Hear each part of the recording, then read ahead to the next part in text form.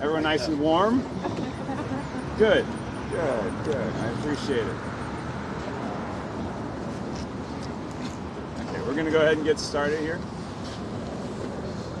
Good morning. My name is Brian Westbrook, and I serve as the Executive Director and founder of Coalition Life. My name is spelled B-R-I-A-N W-E-S-T-B-R-O-O-K.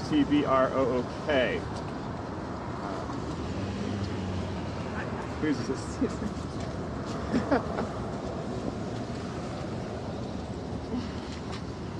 We gotta love it.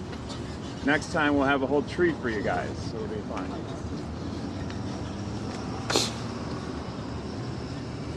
Good? All right. Good, good. All right. So good morning. So this morning I will speak, and then we have two other speakers this morning who will introduce themselves to you as well, and then we will take questions, the three of us, after the fact.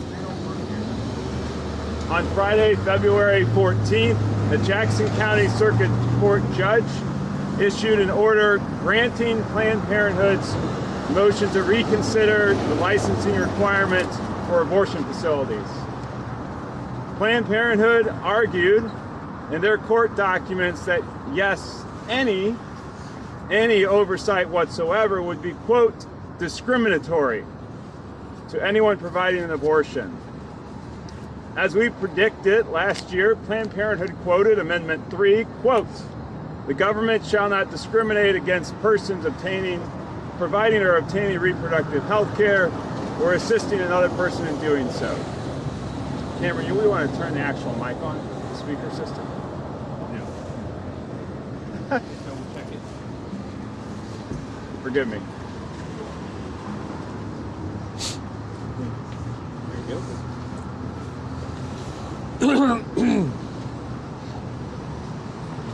Test.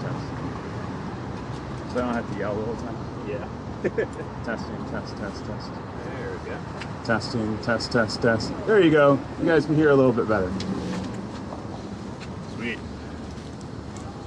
They assert that because there are different rules surrounding colonoscopies, hospitals, miscarriage, and other procedures, that all rules, laws, inspections, and oversight should be removed. And this simply is absurd. We stand here today because Planned Parenthood and their allies want to destroy life and not protect it. And we believe Missouri women deserve far better than their reckless, profit-driven agenda. This is not a matter of health care access. This is a matter of holding an unregulated, dangerous industry accountable for the harm it causes. The pro-abortion movement has been successful in lying to the Missouri public that this was about miscarriage care. Yet Emily Wales, president of Planned Parenthood of Great Plains, admits in the recent court documents that, quote, we no longer routinely provide miscarriage management in Missouri because since we stopped providing abortions, we no longer regularly maintain ultrasound equipment. The CEO here at this Planned Parenthood behind us also similarly admitted that they only, quote, during the times of Great Rivers providing abortion, they would bother helping a woman with a miscarriage. In fact, over $30 million was spent to lie to the people of Missouri, yet we know the truth. Planned Parenthood has successfully stripped away common sense safety laws that exist to protect women. Their goal is clear. Abolish all restrictions on abortion, including late-term procedures, even when the child is fully developed and capable of feeling pain. Remove safeguards against sexist and racist abortions, making it legal to end the life of a child simply because of their race or gender. Eliminating medical oversights, allowing dangerous abortion drugs to be mailed to women with no medical supervision, leaving them to face complications in isolation. They want to have full immunity for abortion providers, meaning if a woman dies due to their negligence, no one is held accountable. This is the real agenda of Planned Parenthood, to put the destruction of human life over the safety and well-being of women. They are not fighting for women. They are fighting to remove every possible check on their harmful, deadly business. We must remember why these regulations exist. Since Coalition Life began our sidewalk counseling in front of this very facility, there have been 80 ambulance calls. Among the list were very serious reasons, including but not limited to 33 calls for dangerous and life-threatening hemorrhaging, 14 calls for fainting and falls likely after a surgical abortion, 4 calls for serious psychiatric and suicidal reasons, 5 calls for continuous and multiple seizures, one of which the person had completely stopped breathing, 2 calls for serious abdominal pain, and 6 calls related to serious pregnancy bleeding. And of these, 3 of these calls were undergoing late-term abortions. 1 was in the 2nd trimester and 2 in the 3rd trimester of their pregnancy, according to these court records. That's right, even before Amendment 3, Planned Parenthood was performing late-term abortions at this facility in the 2nd and 3rd trimester. This is not health care. This is not safe, and we have a hard evidence to prove it. But Planned Parenthood disregards for safety is going even further. Their Columbia, Missouri facility was shut down after investigators discovered black mold on their medical equipment used in procedures. If Missouri's safety laws were not in place, these dangerous conditions likely would have continued. In fact, Planned Parenthood's own staff identified the, quote, blackish gray substance as mold. And they admitted that they, quote, continued to use the machines on patients for months after they identified these issues. This is why, starting today, Coalition Life is restarting our sidewalk counseling efforts at this location to speak for women about their many options for choosing life instead of entering this deadly place. Over the years, we've successfully helped over 4,300 women leave these terrible places to choose a healthy path for themselves and their baby. Furthermore, we are hosting today, starting today, a 6-day intense prayer and fasting vigil outside this Planned Parenthood facility to highlight the seriousness of this judge's decision and to call for an end to all abortions and a restoration of basic health and safety standards. We back this all up by our incredible pregnancy center, Women's Care Connect, which serves more than 1,000 clients per year. Through Women's Care Connect, we provide free and confidential services, including pregnancy testing, ultrasounds, options coaching, and we offer a safe space where women can have these difficult and honest conversations. We understand the importance of having informed choices, and we're here to be compassionate and have our compassionate team support these women and support their exploration of all of their options, not just abortion. We also provide critical services such as STD testing and assistance with abortion pill reversal for women who regret taking the abortion pill. We are committed to offering the guidance and support needed to help reverse its effects. We call upon all Missourians to take a stand. Join us on the sidewalk, support your local pregnancy center, and we are ready to reverse Amendment 3 and turn our state back to a place where all human life is valued. Thank you.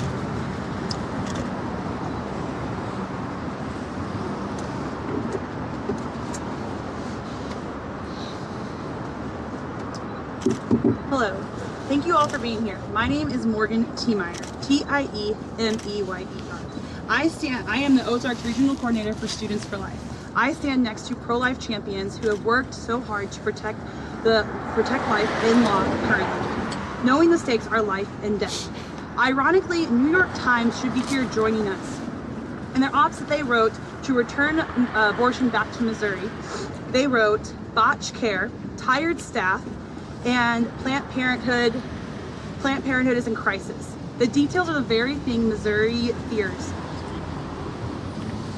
We are still fighting in court for these women exposed to Planned Parenthood. NBC writes that Planned Parenthood cannot meet. I ask you to look where we have met. As my colleague said, there has been 80 calls for emergency care here during the time of abortion. This is why we should stand up for women and take care of them.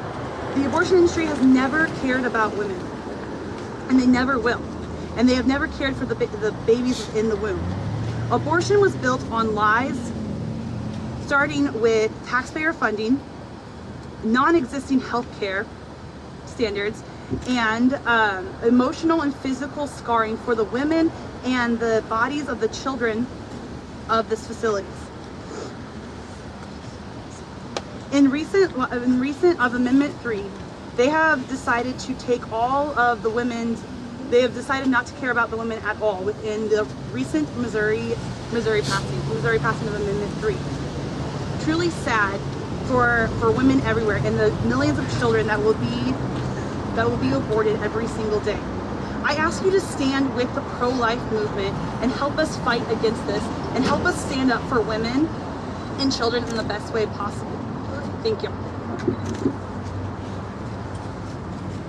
Good morning, I'm Mary Elizabeth Coleman, State Senator for Jefferson County, the 22nd Senatorial District, and an architect of the Missouri Stands for the Unborn Act. What you have seen in Missouri is an unprecedented 50-year effort by the Missouri pro-life community to make sure that our communities know that the abortion industry has lied to women. That this is not about health care, this is about death and destruction. This is not about protecting women's health, protecting their options. It's about saying that for a woman to be successful, she must pay the price with the life of her child, and she must pay the price with the life of her own health and her own fertility. Planned Parenthood has preyed on women to make millions of dollars to fund research, to fund this insidious lie that women are incapable, that women cannot be mothers, and that motherhood is destroying them. It's a very sad day. Saturday was the first abortion that took place in Missouri. And if you read about the accounts that took place in that Kansas City location, people were celebrating the death of a child and the pain of a mother. What we have seen is we have seen every single attempt to lie and to move what the playing field is. It used to be that abortion advocates called for abortion to be safe, legal, and rare. And you have seen today in Missouri that they do not care about safety. They do not care about how rare it is. They only care about legality and making a profit. The pro-life movement will not stop our efforts to end this. It took millions and millions of dollars to sell the lie to Missourians that abortion should be legal and that that women's health was not safe. But women in Missouri will not be tricked, and the pro-life movement will not end. From efforts on the sidewalk to get direct services to women who feel they have no option, to other ballot initiatives moving through the legislature and the initiative petition process. I'm here to tell you that Missouri's supermajority of Republicans will not stand for this, that there will be another option to vote so that people understand that this is not going to continue in the state of Missouri. When we ended abortion in the state of Missouri before the Dobbs decision even came down, we were standing on the shoulders of giants, of people who've been fighting for 50 years, and this is a tireless fight that will not end. Brian and Morgan and I will now stand for questions. Can you just elaborate on what the sidewalk counseling is for people that maybe haven't seen or heard of it before? Sure. The question was, what is sidewalk counseling? What exactly do we do? So sidewalk counseling is simply offering real tangible choices to women who are going into an abortion facility. So we're doing that in St. Louis now as of today, Fairview Heights across the river, down in Carbondale, Illinois, Kansas City, and also up in Chicago. And so our pregnancy center backs that entire process up. So we're able to then provide these real tangible resources directly in front of these abortion facilities. When these facilities are not going to offer those options, they're just going to simply offer abortion. Is that something that's going to be every day? I know you mentioned a 6-day prayer vigil, is that just for the length of that, or is that going to continue throughout? So our commitment here and all those other locations is to be there every single day that these facilities are operating, starting today. Can you talk about that 6-day prayer vigil and fasting, elaborate a little more on that? Absolutely. So from 8 a.m. to 6 p.m. From now until Saturday, we're calling it the Show Me Life prayer vigil here.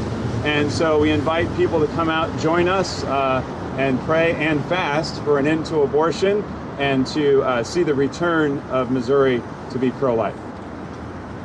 Yes, sir. So I very much appreciate what you're doing out here. I have a question for Mary Elizabeth Coleman, Senator Mary Elizabeth Coleman.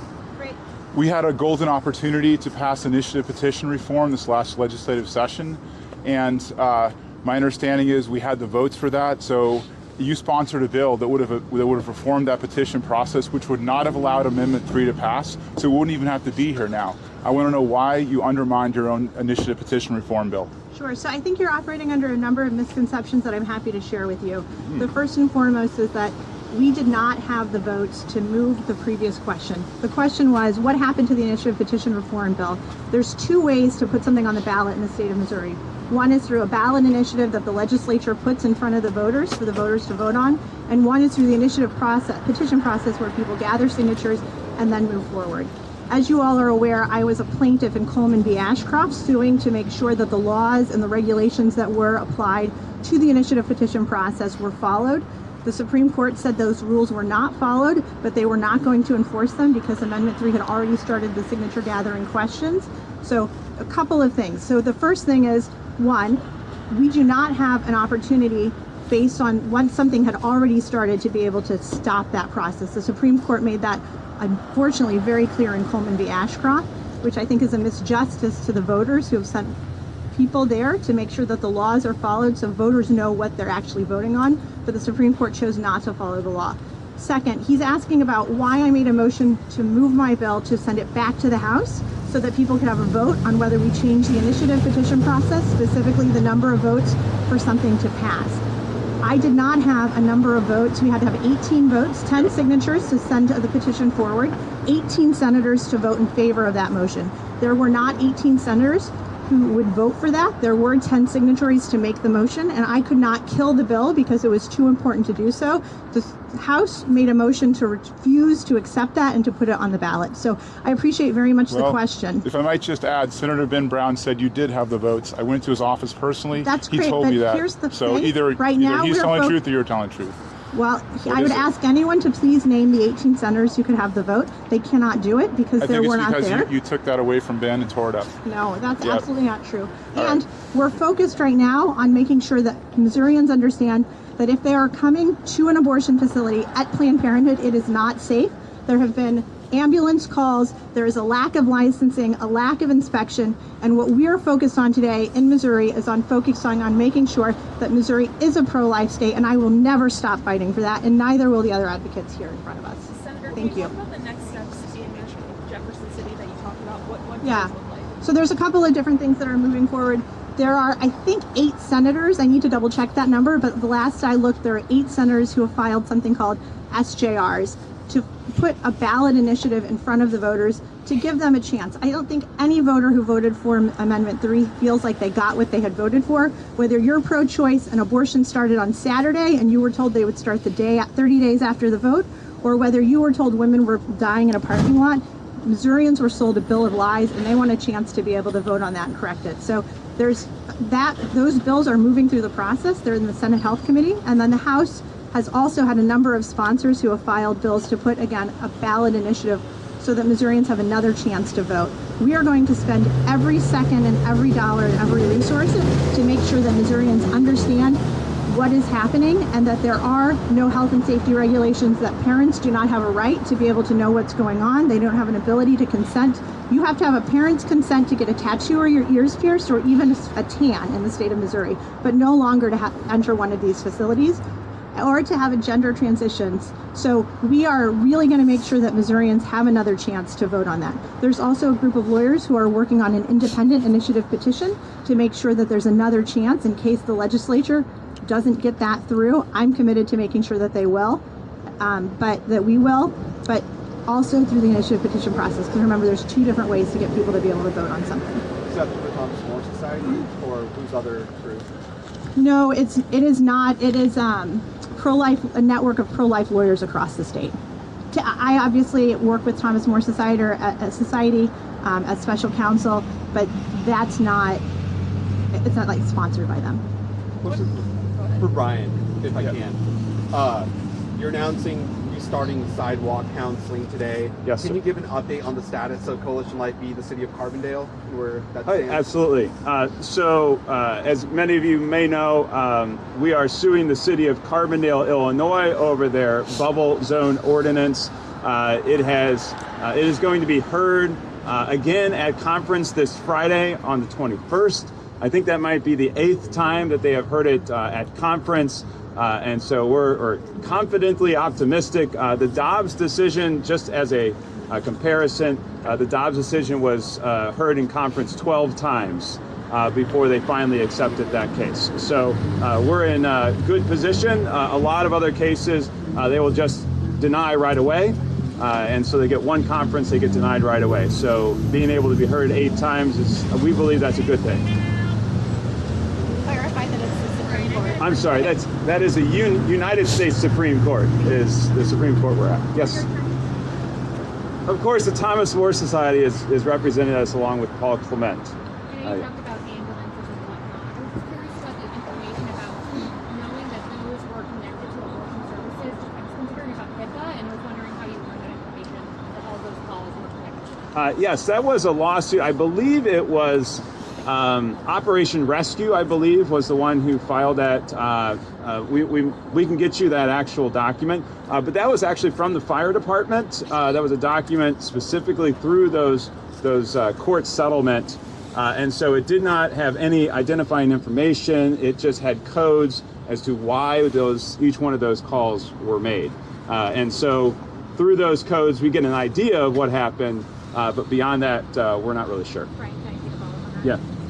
The other thing too is that Missouri has broad licensing reporting requirements that Missourians are no longer going to be able to have transparency. So you used to be able to look up your abortion facility at rateyourabortionfacility.com. You could see what complications have taken place there. You could see how many deaths had taken place there of the mothers who had come for an abortion, the loss of fertility, their follow-up care or lack thereof, the complaints about black mold, etc. It looks to me from the decision, at least temporarily, although my understanding is that the Attorney General is going to be appealing this decision, but that what stands right now, all of those protections are taken place, so we don't have transparency. Now that's all been de-identified information so that we don't know which specific patient was receiving those complications, but just like other healthcare facilities across the state, if there is a complication, those are required to be reported to the department. You talked about bringing this back to the voters. Is there a concern that bringing it back to our voters would again vote to allow abortion in the state of Missouri? No, not at all. I think it's really important that people understand. The question was asked, are we concerned that by taking it back to voters, that voters may reinstate their decision to say this is what they want? What we're seeing happen is what opponents of Amendment 3 said would happen, which is that all health and safety regulations would go away, that this wasn't about women's health, that this was about abortion on demand for profit. And the pro-Amendment 3 movement said, no, women are dying in parking lots, not able to receive miscarriage. This is about your wives and your daughters getting miscarriage care. And we know that that's a lie, and we are seeing this play out in real time as those protections are falling. So I don't think that Missourians are going to be tricked twice. Senator Coleman, there's several House and Senate bills that have been put forward that give personhood to those in the womb. Do you support or reject those? Sure. So the question was about personhood for the unborn. Right now, I think we're all focused on making sure that abortion is no longer legal in the state of Missouri, and we have got to use any and every method that we have possible to be able to protect the unborn. Thank you, Oscar, for your question. Anybody else? Any other questions? So do you think if they go back and they did pass Amendment 3 a second time, you guys are still going to continue to fight it, wouldn't you? This is a 50-year fight. There is no end to this. I want to make it abundantly clear that there is no amount of money that can be spent in the state of Missouri that will dissuade Coalition for Life, Students for Life, the pro-life community in the state of Missouri to stop our advocacy for the unborn. If it doesn't offend your conscience that women are not able to have better than abortion offered to them, if it doesn't offend your conscience that a child has to die, this is not a fight that ends ever, in my opinion. And I would guess you all would echo that. To just add on one last thing for that, so Coalition Life is here to serve women in those moments that they are feeling hurt and abandoned. And so there, for thousands of years, unfortunately, there's been a lot of hurt in our world. And so we're here to stand with those women through our pregnancy center, the 75 other pregnancy centers here in the state of Missouri, and we're going to continue to stand with those women. So as the senator said, this will continue for our entire lifetimes and for generations to come. So thank you, everybody. We appreciate your time.